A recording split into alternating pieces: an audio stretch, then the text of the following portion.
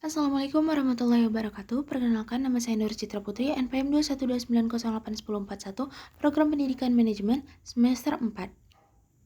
Pada kesempatan kali ini, saya akan menjelaskan mengenai uji reliabilitas dengan menggunakan SPSS.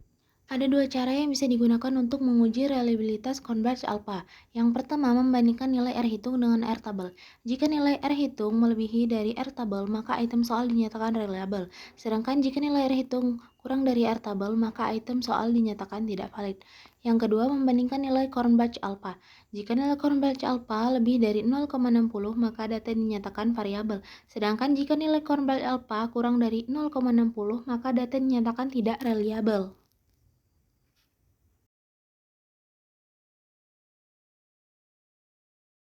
Pada kesempatan kali ini, saya akan menjelaskan mengenai uji reliabilitas dengan menggunakan SPSS.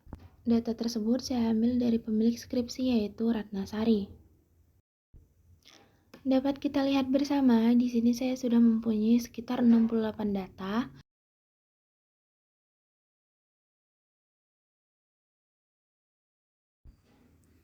Nah, kemarin kan kita sudah belajar mengenai uji validitas. Maka sekarang kita akan pelajari uji reliabilitas.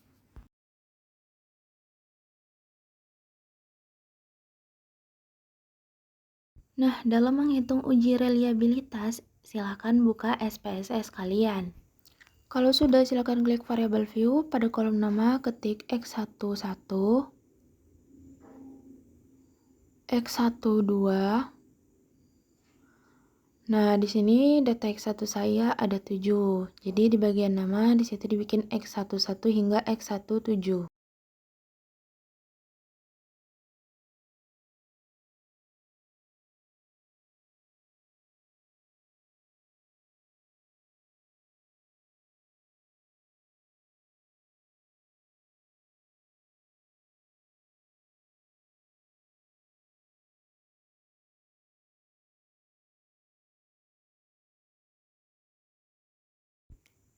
Nah, setelah itu pada kolom desimal di situ kita ubah menjadi 0. Jangan lupa semuanya diubah menjadi 0 ya.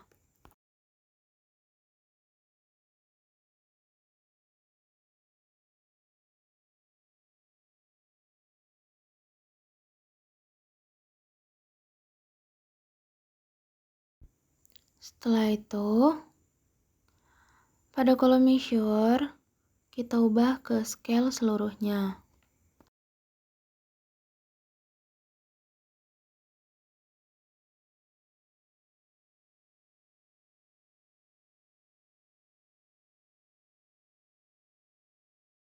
Selanjutnya kita klik data view. Setelah itu kita blok data nilai X1 yang ada pada Excel.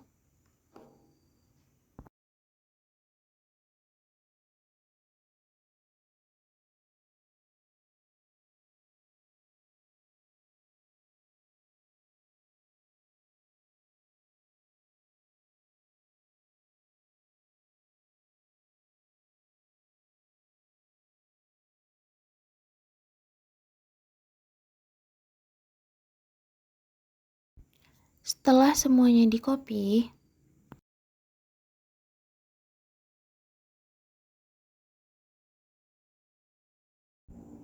lalu paste atau input nilai yang di Excel tadi ke data view. Setelahnya kita klik analyze, pilih ke scale, kemudian pilih ke reliability analysis. Setelah itu akan keluar kolom seperti ini. Seluruh datanya kita blok dan pindahkan ke kanan. Pilih model alpha, lalu klik statistik tentang scale if item delete, lalu klik continue dan OK. Nah, ini outputnya sudah muncul. Dapat kita lihat nilai Converge alpha 0,861 yang berarti dinyatakan reliable.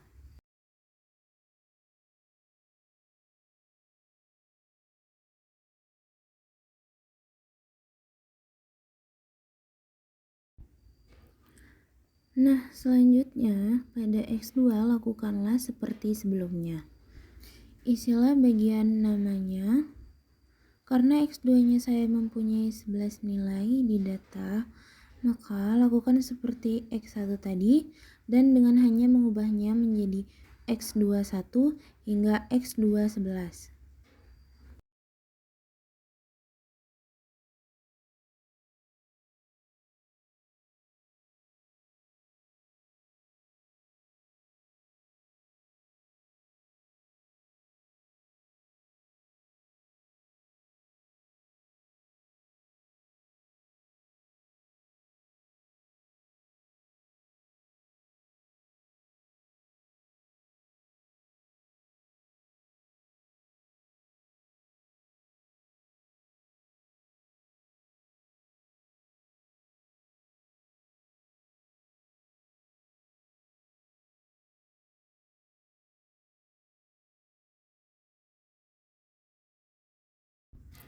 Nah, sama seperti tadi, di bagian desimal kita ubah semuanya menjadi 0.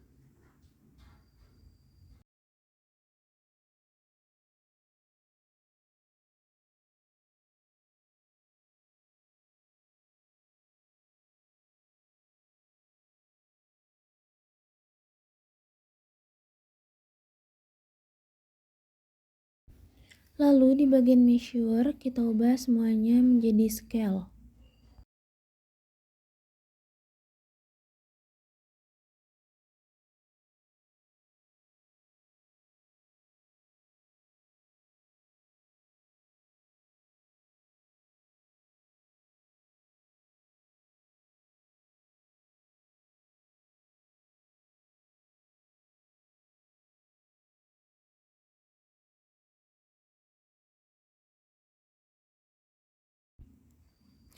Lalu klik data view.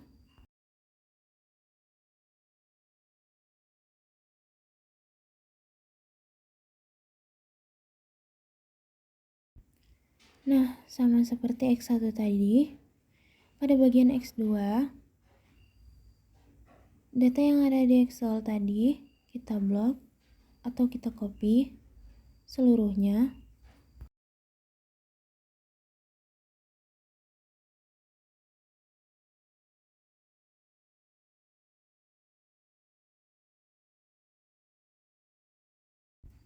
Lalu input data tersebut ke data view.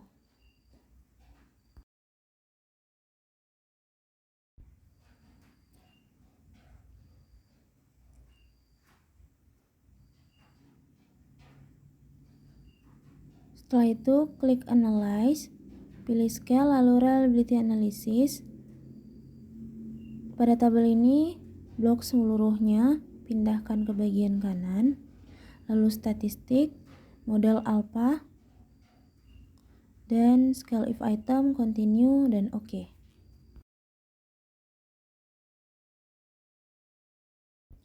Nah, dapat kita lihat corn batch alpha pada X2 yaitu 0,940 yang berarti dinyatakan reliable. Selanjutnya, pada Y, lakukan kembali hal yang sama. Pada bagian Y ini saya memiliki 8 nilai.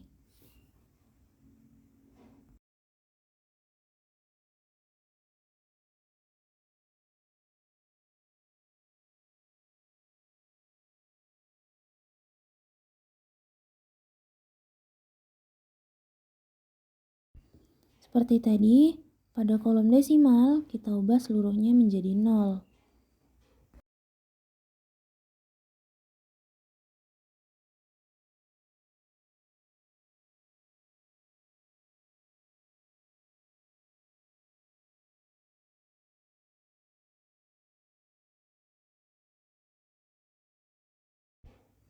Pada bagian measure, kita ubah seluruhnya menjadi scale.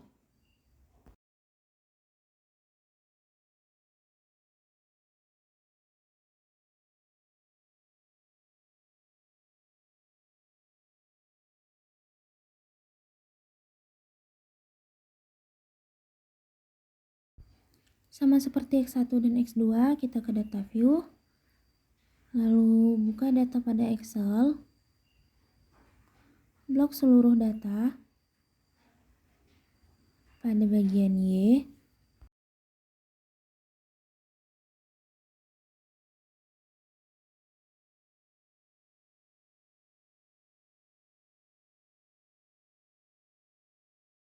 setelah seluruhnya diblok, lalu di copy,